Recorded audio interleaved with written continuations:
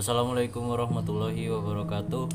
Nama saya Muhammad Rendi Ardana dengan NIM 2203211001030. Di sini saya akan menjelaskan tentang komoditas yang saya akan bahas, yaitu komoditas padi yang berada di Kecamatan Belega, Kabupaten Bangkalan. Pertanian merupakan suatu kegiatan mengelola sumber daya alam dengan menggunakan alat bantu, modal, tenaga kerja, dan lahan, serta manajemen dalam usaha pertanian yang bertujuan untuk memenuhi kebutuhan pangan masyarakat yang ada di Indonesia. Macam-macam subsektor yang ada di daerah saya, yaitu yang pertama ada subsektor padi, jagung, dan kacang. Kemudian untuk di subsektor perkebunan di daerah saya itu mengandalkan ubi dan kacang tanah. Kemudian di subsektor peternakan di daerah saya itu ada peternakan ayam, bebek, dan burung. Kemudian di subsektor perikanan di daerah saya terdapat tambak yang berisi budidaya ikan bandeng dan udang. Perkembangan sektor pertanian di Indonesia itu mengalami perkembangan dari pada zaman dahulu. Pada masa kerajaan, bercocok tanam itu merupakan suatu hal yang masih sangat sederhana dilakukan. Jadi pada saat itu belum ada teknologi dan inovasi-inovasi dalam mengembangkan sektor pertanian. Seiring dengan berjalannya masa, seperti sekarang ini sudah banyak inovasi yang dibuat oleh petani sehingga dapat meningkatkan produktivitas subsektor pertanian yang ada di Indonesia. Tantangan sektor pertanian yang ada di daerah saya itu yang secara umum di daerah saya petaninya belum bisa mengolah lahan dengan baik. Jadi banyak lahan yang terbuang sia-sia. Serta petani di daerah saya itu belum banyak mengetahui teknologi pertanian yang ada saat ini, sehingga masih banyak yang menggunakan cara tradisional dalam penanaman bibit sampai pemanenan.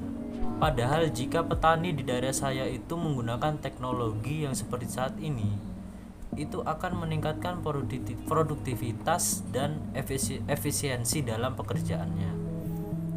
Alasan mereka tidak menggunakan teknologi itu karena harganya yang mahal dan mereka tidak mau ambil risiko. Jadi mereka tetap pada pendirian untuk melakukan bercocok tanam dengan cara tradisional. Tantangan pertanian yang secara khusus dialami di daerah saya itu seperti setelah pasca panen. Jadi mereka belum mengetahui pasar dan belum menentukan harga. Jadi ada kalanya mereka rugi karena mereka bingung untuk memasarkannya sehingga mereka menjual murah. Kemudian input pertanian.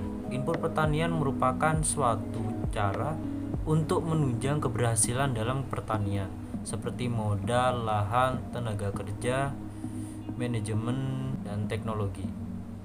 Para petani di daerah saya menggunakan modal untuk pembelian benih ataupun untuk bahan bakar traktornya saat mereka membajak sawah.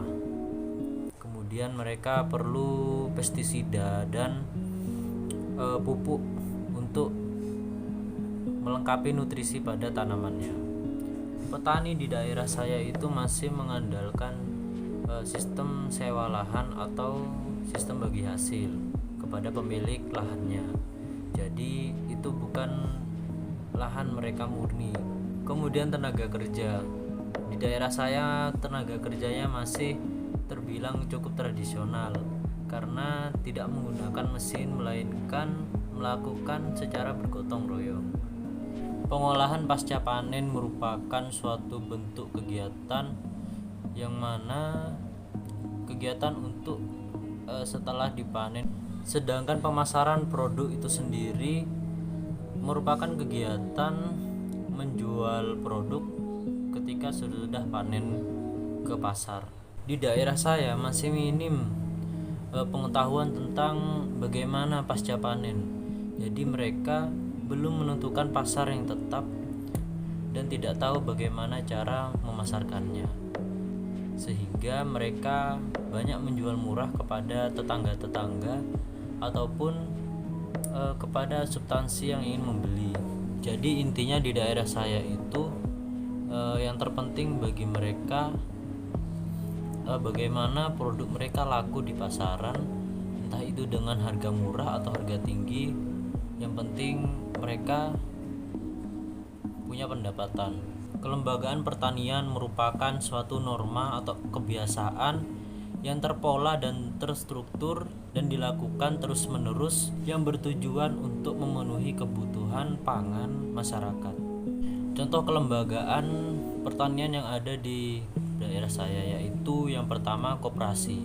Tujuan koperasi itu mereka dapat meminjamkan modal kepada petani untuk pembelian bahan baku untuk bertani. Jadi para petani itu biasanya jika mereka mengalami kekurangan modal, mereka pergi untuk koperasi untuk peminjaman, sehingga dapat memperlancar kegiatan pertanian. Kemudian yang kedua, gotong royong.